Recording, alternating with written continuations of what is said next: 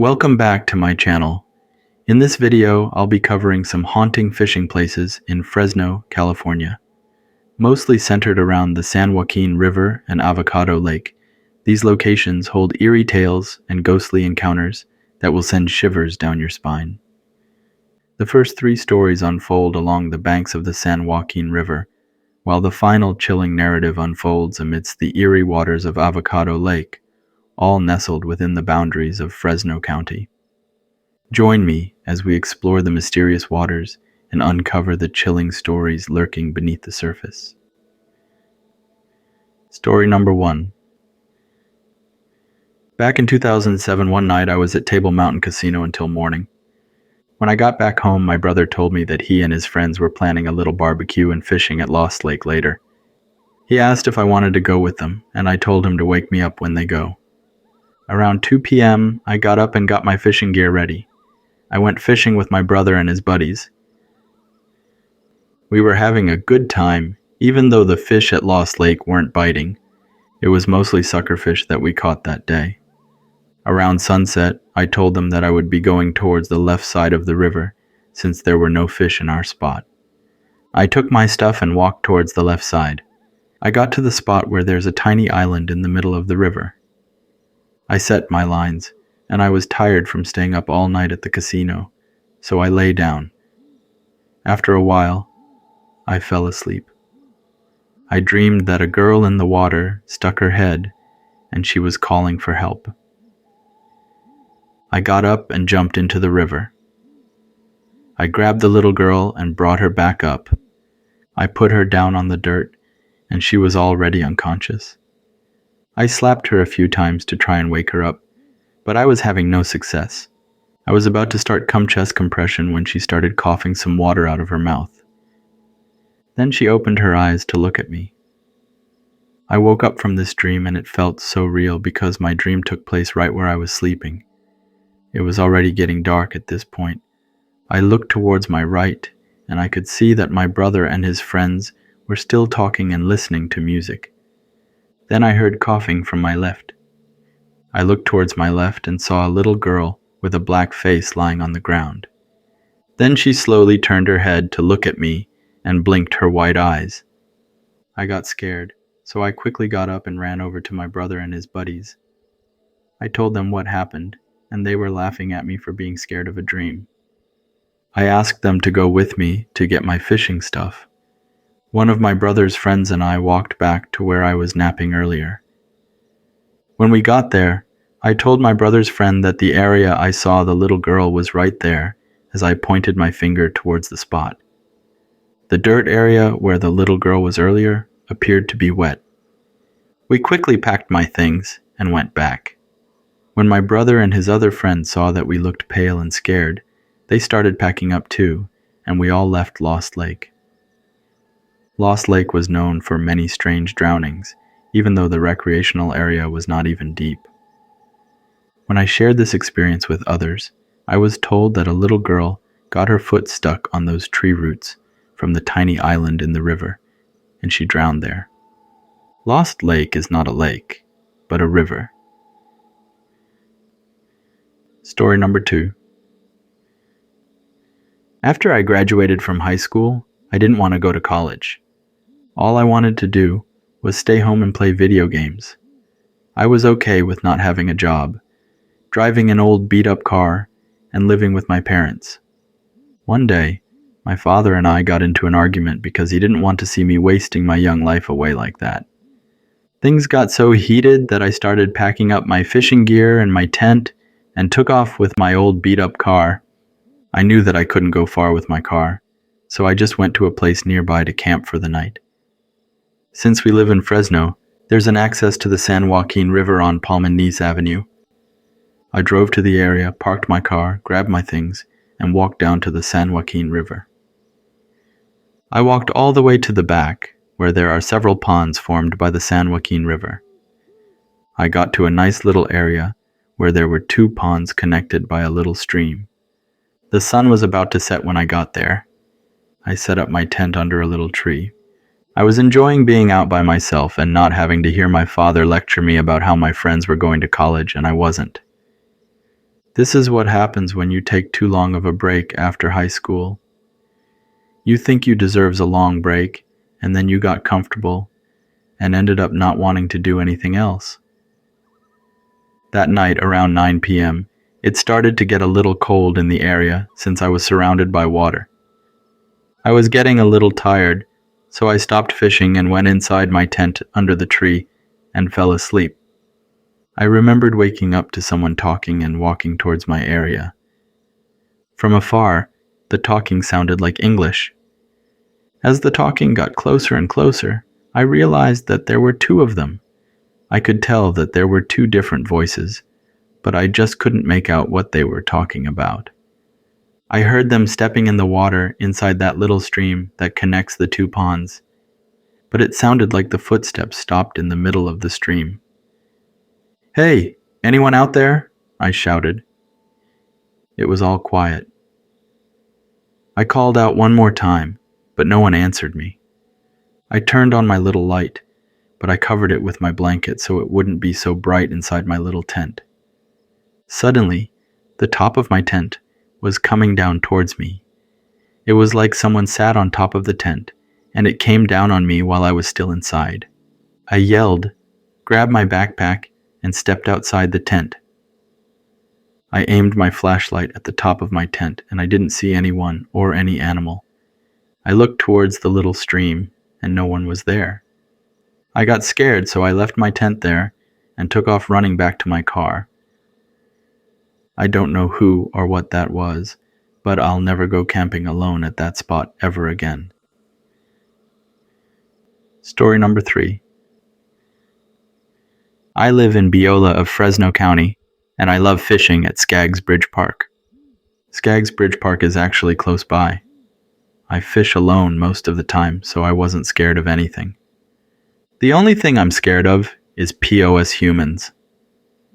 There are times when I'm off work at 10 p.m., I would go straight to the park, put air in my raft, and go down the river to fish those 3 ponds towards the west side of the park.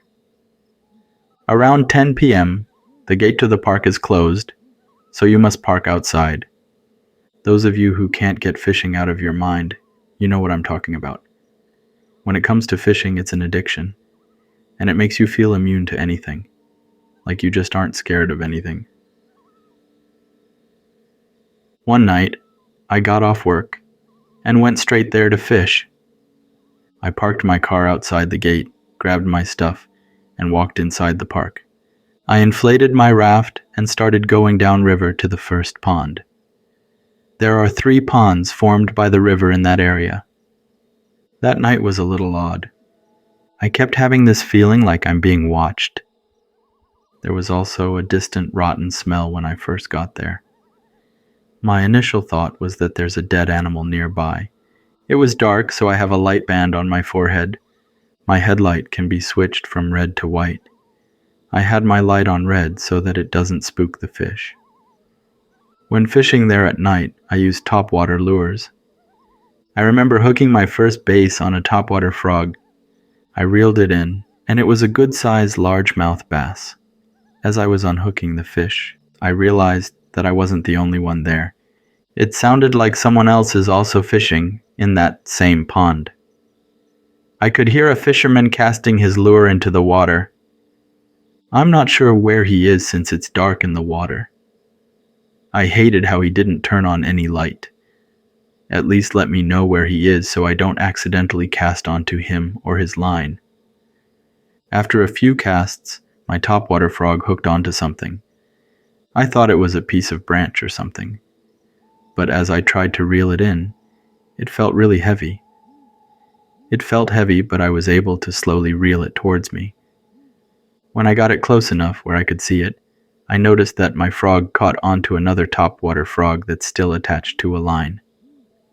My lure was green while the other frog lure was blue and black. That's when I saw it. Not too far, I saw a raft on the surface. Seems like a person was lying down in the raft. I said, "I'm sorry, bro. It's too dark, I didn't see where you cast your line. I'll try to untangle it." I turned on my white headlight so I could see better. But when I turned on my white headlight, That's when I saw the man clearer. This man floating around on his raft is dead. His face is already blue and swelling. He looks like he's been dead for a few days and just getting cooked under the sun while floating around on his raft. His two hands were still holding onto his fishing rod. Maybe he got stiff, and that's why he didn't lose his rod when I pulled on his line. I got scared and cut my line and paddled myself back into the main river and got out onto a private farmland nearby. I made my way to the road and got back to my car and drove home. A few days later on the local news, they found that man in the third pond. The third pond doesn't have a lot of vegetation on the side. I guess the farmers there found him. I feel like he was stuck floating around the first pond, and then I dragged him to the middle, where he later floated down from pond to pond until someone found him. The news report said that they're suspecting that drugs were involved in the man's death. If the guy was killed, I would be scared to go back. But since he overdosed on something, that means the place is safe. I just waited a while until all the negative energy is gone before going back there to fish. That event happened to me in 2012. In 2013, a 6-year-old child drowned in that park. Another child drowned there in 2014. In 2015, a middle-aged man also drowned there. There are 4 deaths in a row in that park. I thought to myself that I don't want to be a statistic, so I quit fishing there in 2016. Plus, the drought made the first pond unfishable. I haven't fished that area for a long time now. Story number 4. Those of you in the Hmong community who are now in your 40s and 50s might remember this event. It was June, and we high schoolers were just taking our summer break. One day, around 12 of our friends went to Avocado Lake to fish and swim. It was a Tuesday. My dad was at work, so I took his fishing gear with me to go fishing. Avocado Lake at that time still had a lot of fish and a lot of very big largemouth bass. When we got there in the morning, some of my friends were setting things up to barbecue. A few friends and I went to the edge of the lake to fish. That morning we caught some bass and bluegills. The fish stopped biting around 10 a.m., but I kept switching lures and trying to catch more fish. Then I used my dad's expensive lure that cost around $6. Remember, at that time the minimum wage was only $3.35, so a 6th lure was actually quite pricey. After a few tries, I got the lure stuck inside the lake somewhere close to shore. I kept yanking and trying to unhook the lure on whatever it got stuck on. I worried that my dad might lecture me if I didn't get it back, so I had my friend Pao hold my fishing rod. I took off my shirt and dived into the water. I was holding onto the fishing line and tried to trace it back to where the lure was. I dived down and saw that the lure was caught on an old tree branch next to a bunch of seaweeds. I tried to untangle it without any success. When I couldn't hold my breath any longer, I swam back up to the surface to breathe. Pao asked, "Did you get it?" I told him no, then I dived back down. As I dived back down, I looked towards the darker and deeper part. I saw what looked like a dead body tangled with seaweeds.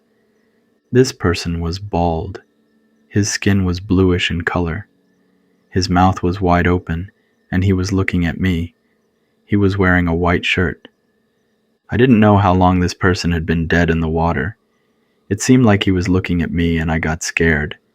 I just swam back up and started swimming towards Pao. When I got on shore, I was so scared.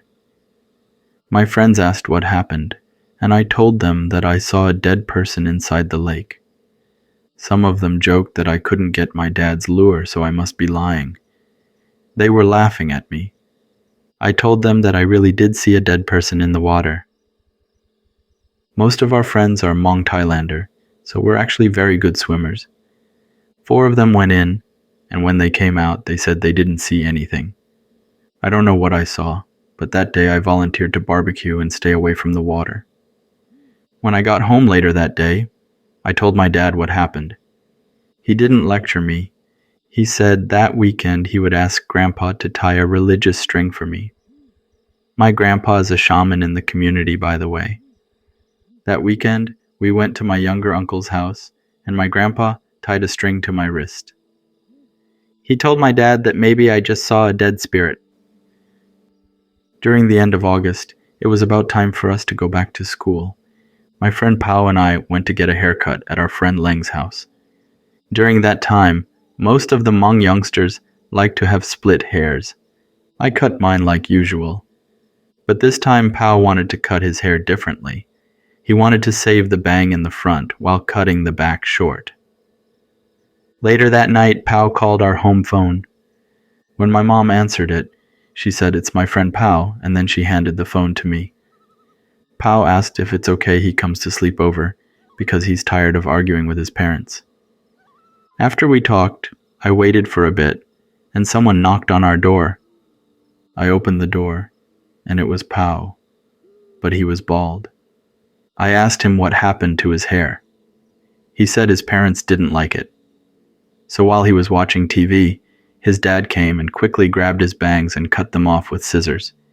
He got mad, so he argued with his parents, and after that he shaved his hair off to satisfy his parents.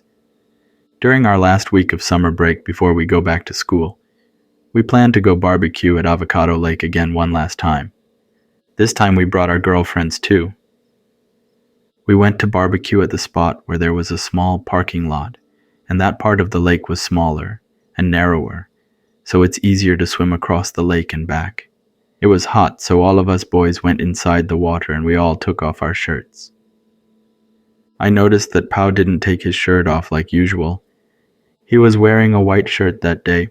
I asked him why he didn't take off his shirt, and he said that he's shy because we brought our girlfriends. Pao is a little heavier, so I guess that's why he didn't want to take off his shirt. One of our friends suggested we swim across and back. At that time we were young and there were girls, so everyone wanted to show off. All of the boys got into a race and swam to the other side. We stayed there for 10 minutes and swam back. About an hour later, that's when we realized where Pao was. He is not the driver, so he wouldn't drive home, so where is he? We started looking for him, but he was nowhere to be found. We walked around the lake to the other side, but didn't see him. Some of our friends said they don't remember seeing Pao earlier, when we swam to the other side of the lake.